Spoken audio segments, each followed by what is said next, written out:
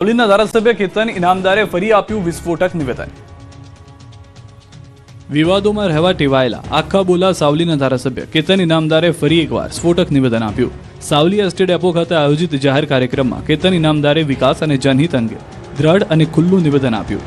જાહેર મંચ પરથી તેમણે વડોદરા જિલ્લાના સહપ્રભારી મંત્રી કમલેશ પટેલને સંબોધીને જણાવ્યું કે સરકાર પાસેથી પોતાની માંગ રજૂ કરવાની તેમની સ્ટાઇલ અલગ હોઈ શકે છે, પરંતુ તેમનો ઈરાદો ક્યારેય ખોટો રહ્યો નથી। મને વહેલું લઈ લેવું હતું અને તાલુકાની જનતાને વહેલું આપવું હતું। મેં કીધું હમણાં મારા મંત્રી સાહેબને કે થોડીક માગવાની સ્ટાઇલ અલગ હતી, પણ ઈરાદો ખોટો નહોતો। મને કદાચ વહેલું લઈ લેવું હતું, મને એવું હતું મારા વિસ્તારને વહેલું આપી દઉં અને કોમ્પ્રોમાઇઝ કરવાની કદાચ ટેવ નથી। સમાધાન હું મારી જાત માટે કરી શકું, મારી પ્રજા માટે નહીં કરી શકતો, મારો વીક પોઈન્ટ છે। કડીમાં માલગુરુ મંદિર પાસે કચરાના ઢગલામાં આગથી મચી અફરાતફરી।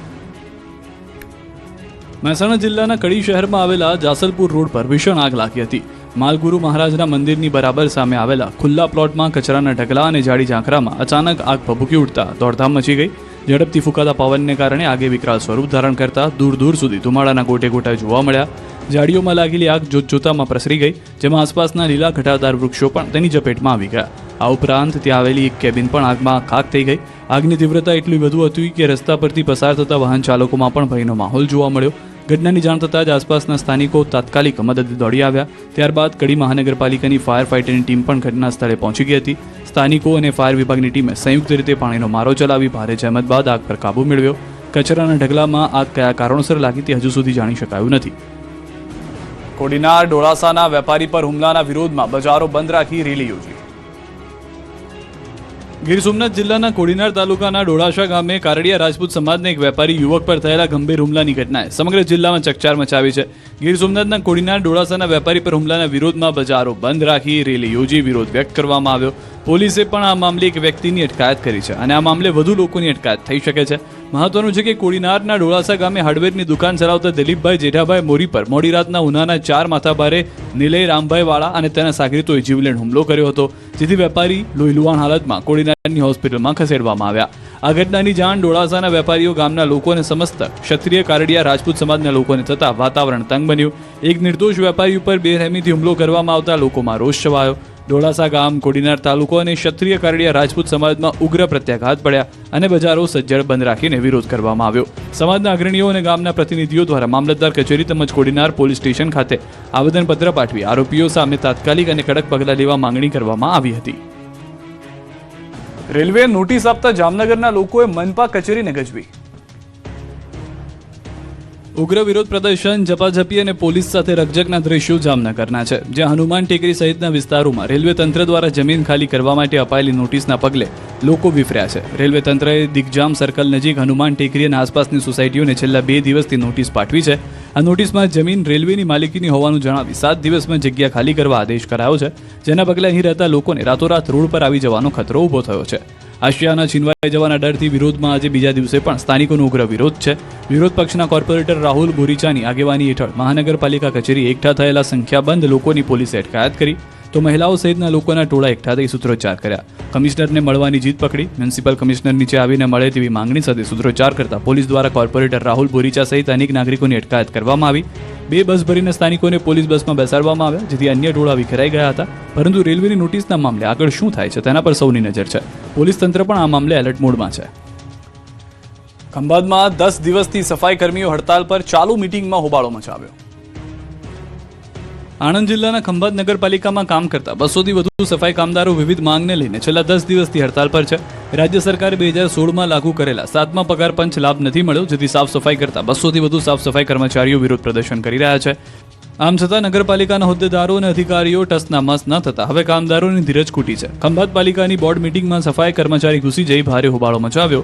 ખંભાત પાલિકાની બોર્ડ મીટિંગમાં પરિસ્થિતિ હદે વણસી હતી કે નગરપાલિકાના પ્રમુખ કારોબારી ચેરમેનનો સફાઈ કર્મચારીઓએ ઘેરાવ કર્યો। નગરપાલિકાના કારોબારી ચેરમેને મોબાઈલ ટાવર પરથી ઉતરી અને ભાગવું પડ્યું।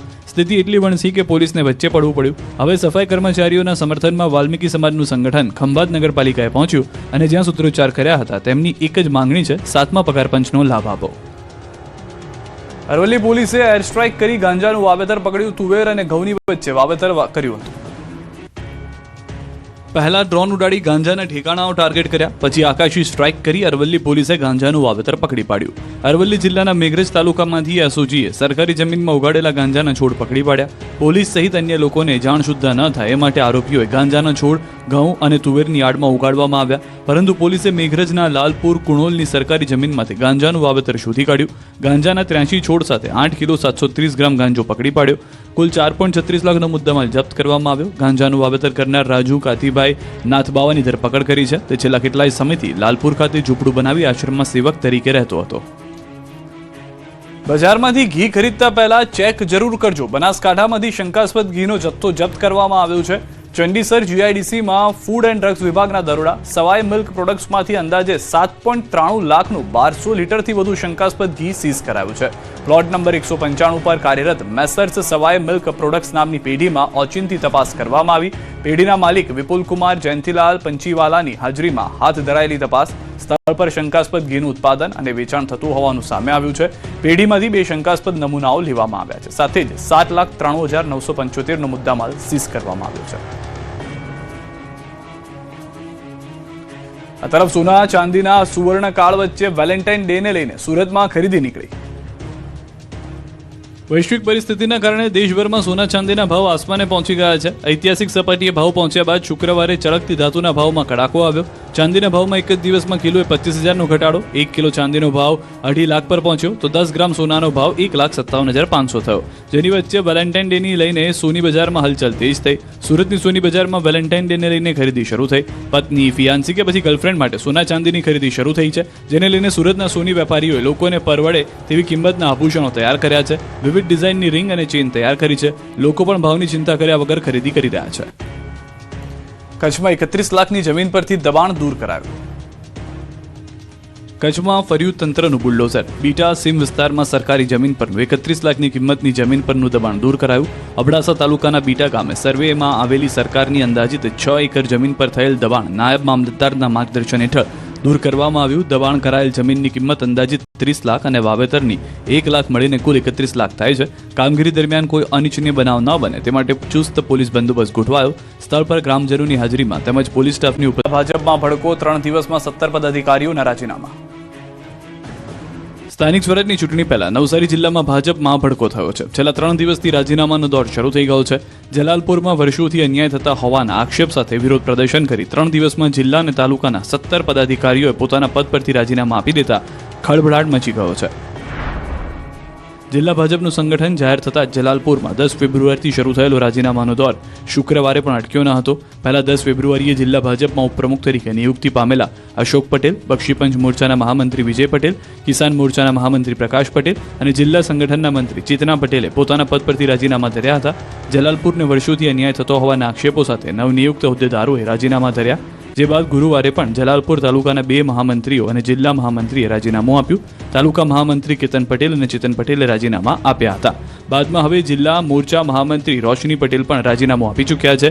બીજી તરફ શુક્રવારે નવસારીના જલાલપુર તાલુકાના ભાજપના 12 પદાધિકારીઓએ પોતાના પદ પરથી રાજીનામા ધર્યા. જલાલપુરને વર્ષોથી થતા અન્યાયના વિરોધમાં જલાલપુર તાલુકા સંગઠનના પદાધિકારીઓ સામૂહિક રાજીનામા આપ્યા. જિલ્લા ભાજપ સંગઠનના મહામંત્રીનું પદ નહીં મળતા નારાજ આગેવાનો રાજીનામા આપી ચૂક્યા. અત્યાર સુધીમાં જલાલપુરના જિલ્લા અને તાલુકાના 17 પદાધિકારીઓએ પોતાના પદ પરથી રાજીનામા આપ્યા. ત્યારે આગામી સ્થાનિક સ્વરાજ્યની ચૂંટણીમાં ભાજપનો આંતરિક વિવાદ વધુ સપાટી પર આવી શકે છે.